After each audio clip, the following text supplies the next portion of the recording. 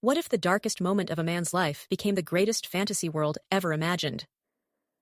In the summer of 1916, a young Oxford scholar named J.R.R. Tolkien arrived at the Somme, one of the most catastrophic battlefields in human history.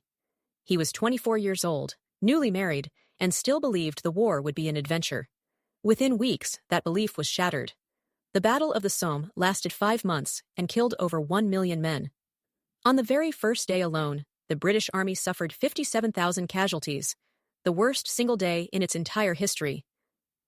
Tolkien survived that first day. Many of his closest friends did not.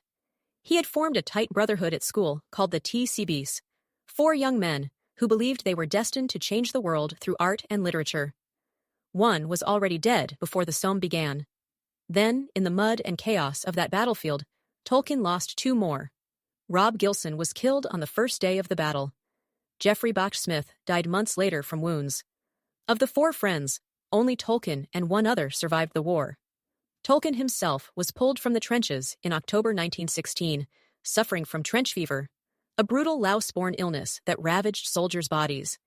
He was sent back to England to recover, barely alive. It was in that fevered, grieving state that something extraordinary happened. Lying in a military hospital, haunted by loss and unable to fight, Tolkien began to write. Not letters, not diaries, but a mythology. He invented languages, ancient histories, and a world populated by elves, men, and shadowy forces of darkness. The Somme bled into every page. The dead marshes where fallen soldiers' faces float beneath the water. The fellowship broken apart by war and sacrifice. The quiet courage of ordinary beings thrust into extraordinary darkness. He called this world Middle-earth.